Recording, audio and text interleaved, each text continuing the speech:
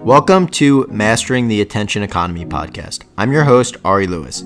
Once a week, we interview entrepreneurs, executives, and industry leaders on how to break through the noise and capture the audience's attention. Today's guest is Justin Mikolay. Justin is a former speechwriter. He has written for Leon Panetta, Jim Mattis, and General David Petraeus. Currently, he works for Gumroad and writes a newsletter summarizing big ideas of the most interesting people on Twitter. Yes. Hi, Ari.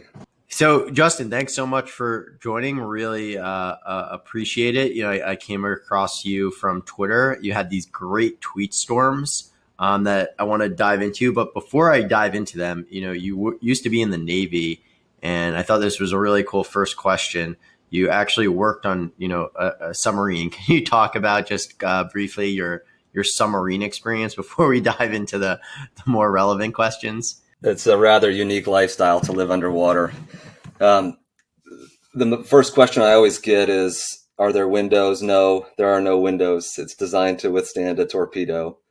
You can be underwater for years at a time. There's nothing that stops you. You've got a nuclear reactor. You make your own oxygen. You make your own water. It's just an incredible engineering.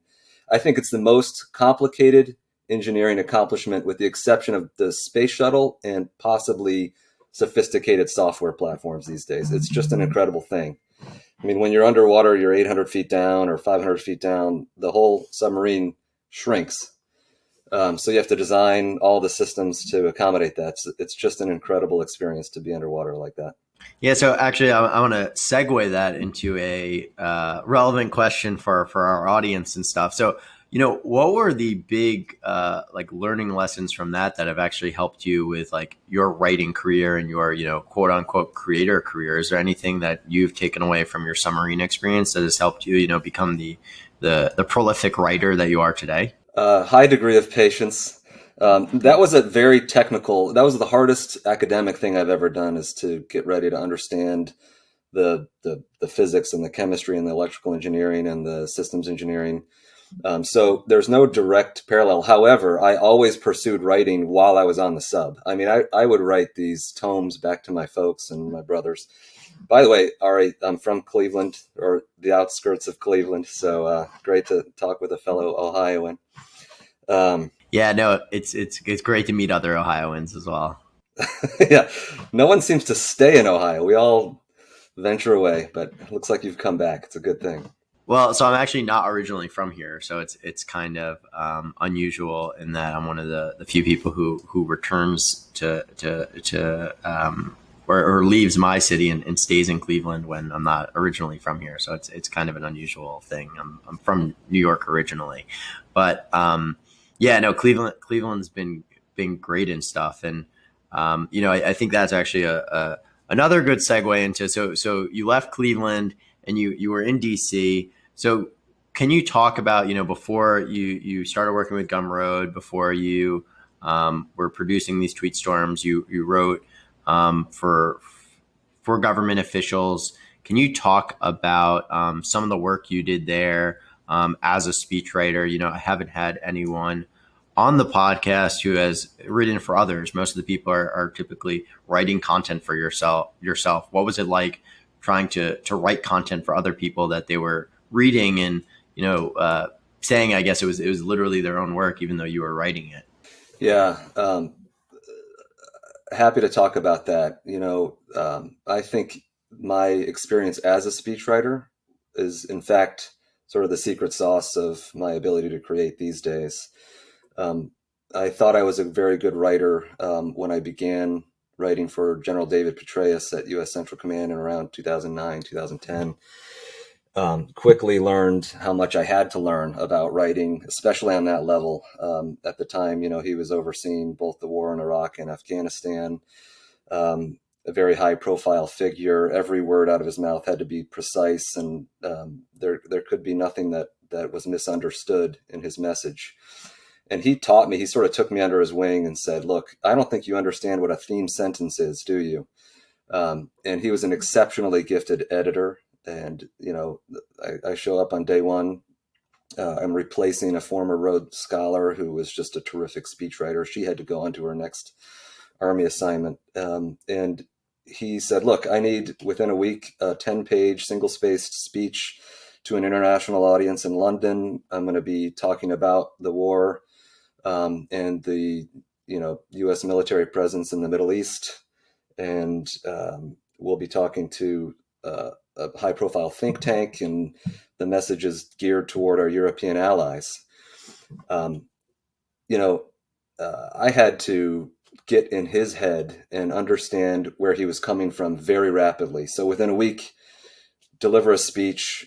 He takes me into his office and sits down with me and said, look, the mechanical side of writing has to be nailed. There's an elegant side and there's a mechanical side, but I don't deviate from the principles of Strunk and White. So there can be no grammatical errors in this thing because it will just annoy me. And, for the simplest thing, like 2 spaces after a colon, that would really throw him off. So that had to be nailed. And then if the message and the ideas are accurate and precise, on top of that is when you can layer on any elegance to it. But the thing that I had to do very rapidly is read everything he'd ever written, listen to every speech he'd ever given, and that, I think, is the key of what I try to do on Twitter these days. Is simply it's not a writing exercise; it's a listening exercise. And I wrote for Petraeus for about a year and a half, and then he was thrust into the Afghanistan conflict after General McChrystal was fired.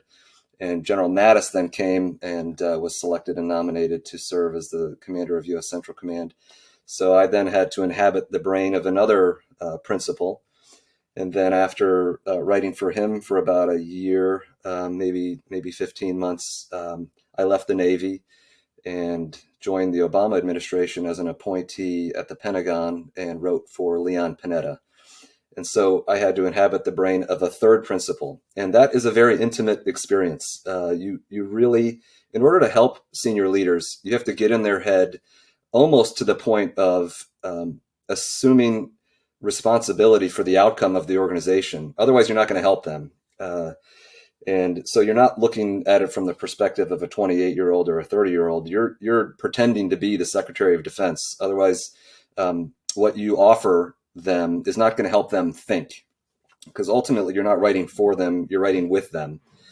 And so just the 4.5-5 year experience of speech writing, I think solidified for me the importance of simply channeling another human being and where they're coming from philosophically. And just to give you a quick sort of segue into how I do these tweet storms, and I call them big idea summaries, because what I try to do is take all of the tweets that someone has written in the free version of the scraping tool, which is about the last 3,000 tweets. And most prolific tweeters will, in essence, repeat themselves in fresh and novel ways. So their worldview is already very solidified by the time they've become prolific. That's what helps them be prolific, because they have a very clear sense of who they are and what their philosophy is. So all I'm trying to do is decode and reverse engineer their own ethos. And that's exactly what I did in speech writing. So it started with trying to understand how I should exercise my own voice on Twitter. I had been sort of behind the curtain and writing for others, and never really exercised and expressed my own opinions. And so I discovered Jack Butcher, who's very well known now personality on Twitter. I discovered him almost a year ago and was taken by how clear his voice was. And I said, how the hell did he become so prolific and crystal clear in who he is? And I said, did that just evolve over time? So I exported all of his tweets, and 100 or so pages if you just export it and copy it into Microsoft Word. And I said, there has to be something here where I can sort of read and channel him, and then create a summary of his ideas, and they'll just fall out. And that's exactly what happened. So I did it for Jack, and then I said, "Wow, that actually worked. You can literally summarize in about 20 tweets a person's entire set of big ideas." And so I started with Perel and then Kobach and others, and it's been a blast. So, one of the interesting things that I think is a common theme among people I talk to or people I interview is this imposter syndrome. And, you talked about as a 28, 30-year-old, you're writing, not just on behalf of, but literally as, the Secretary of Defense or the, head of the U.S. Army. So how did you fight that imposter syndrome of, having that confidence to be like, I can write at this level and be this expert? And how is that translated to your own work now? Has that given you the confidence that when you're tweeting yourself, oh, I'm not worrying about imposter syndrome. I just know my thoughts are good and people will listen. Yeah, I struggle with that every day. I don't know what it is about my background, but I've always sort of been a bit gun shy, and I think it was because I was in the government and I didn't. You know, people are pretty freewheeling on Twitter with their own opinions, and I always thought, look, I'm representing an institution that's larger than myself, um, and I did that over and over again. From the Navy to the Pentagon to Palantir, so I was always a little bit careful. But now, um, I have, in the last, say, 9 months or so, I've said, look, life is too short. It's time to start sharing your opinions.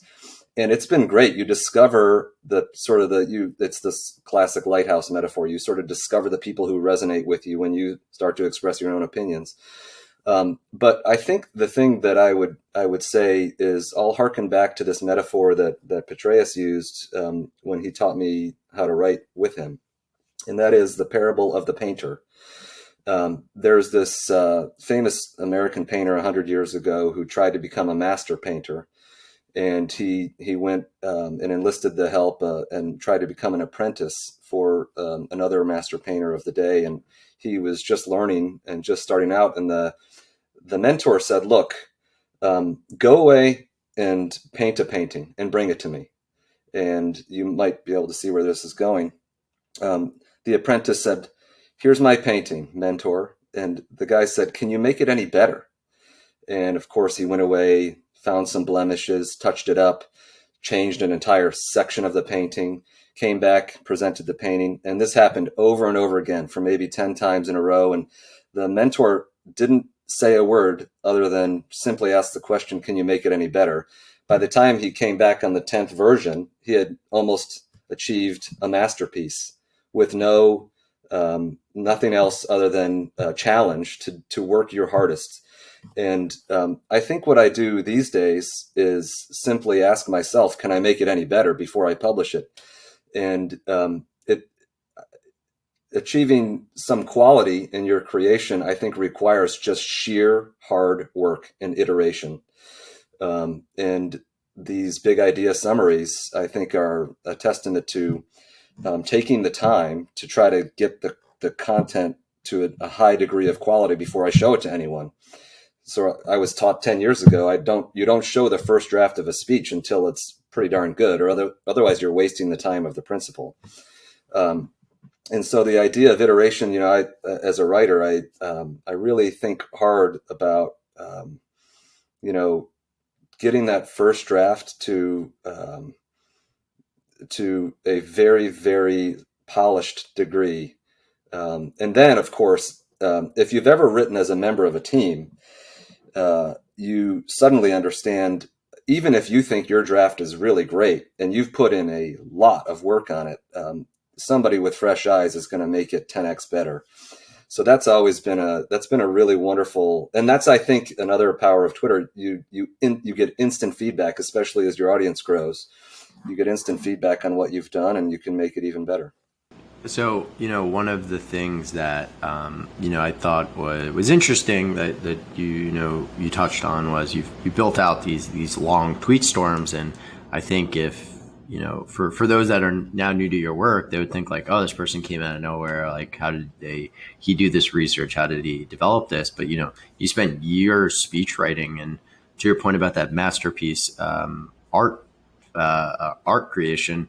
I don't think people are realizing how hard this stuff is on the back end, even for like a small tweet storm. You could be spending hours preparing for it. So it's just interesting to give some insight into that. So you've built out these tweet storms, and we talk a lot on the podcast about like the content creation. But one of the cool things that has happened is you're actually making money now from the content in the form of you're working with Gumroad. Can you talk about like what Gumroad is for those not familiar, and how your content creation led to a role in helping that company? Yeah, I had followed Sahil for a long while on Twitter, and he's opinionated, deeply thoughtful person, a great writer, an exceptionally good writer. And I decided to summarize his thoughts in the same way that I've done these tweet storms, these big idea summaries for others. So I spent a good 20 to 30 hours in his head with all of the content that he had been putting out on Twitter. So I think I had a good understanding of where he was coming from as a person. I published that, and like others, he said, I think, this summarized my thoughts perhaps better than I could have, because it's hard to get that external perspective on yourself sometimes. And I had seen a number of people publish terrific content on Gumroad itself. And I said, look, I really enjoy people and admire people who create quality work. And I sent him a note, and I published it a couple days ago on Twitter and said, this is the note that I sent Sahil to essentially say I would like to do X, Y, and Z for you. But what I didn't say in that tweet was I had been messaging him for a couple of months prior to me even sending an email and having the confidence to approach him. He probably a good month and a half before I ever wrote him a formal email, he said, send me precisely what you would want to do and the proof that you can do it. And I thought that was a really interesting challenge for someone who is the prospective decision maker or recruiter or hiring manager. Articulate to me what you think we need at our organization and your proof that you can do it. So I did that in a short note to him. Of course, I had already summarized his work. And I said, I am very good at getting in other people's heads. So I just want to profile their ideas and tell their story. And so I've now done 4 of these so-called creator spotlights for Gumroad.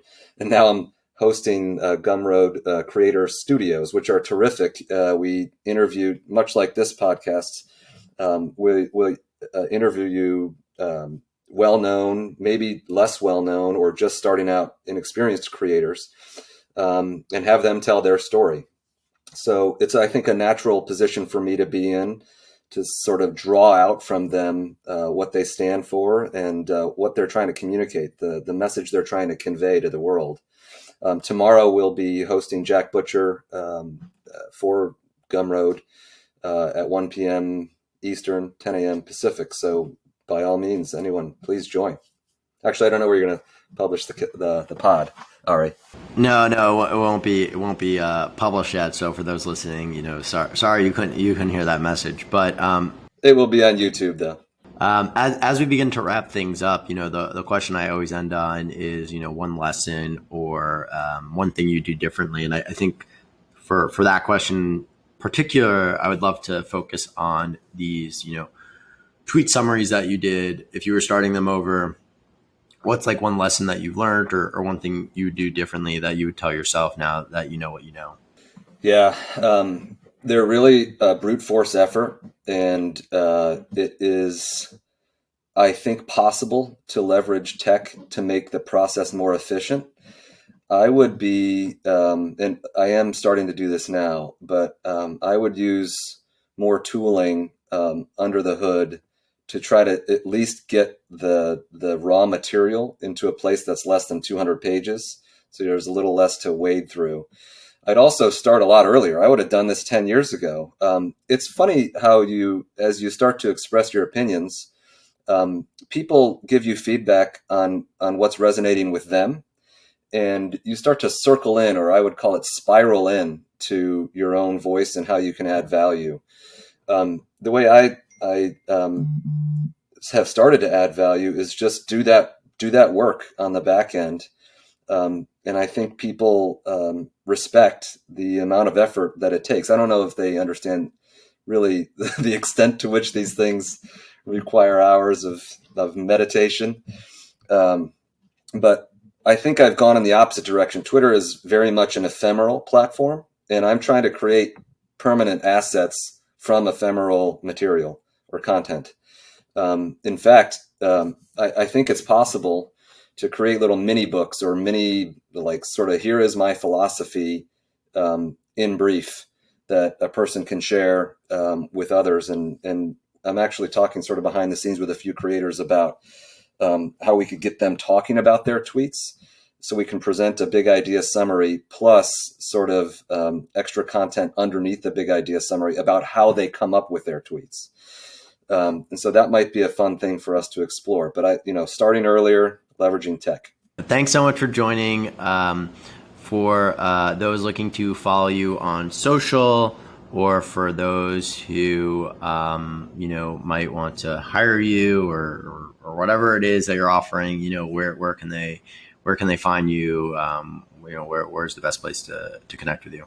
Yeah, Twitter. I'm on Twitter far too often, much like you. Twitter.com/J Mikolay, JMIKOLAY. Great. Well, Justin, I'll have for those listening, I'll have the URL in the description. And thanks so much again for joining. Really appreciate it. Thanks, Ari. I love what you're doing.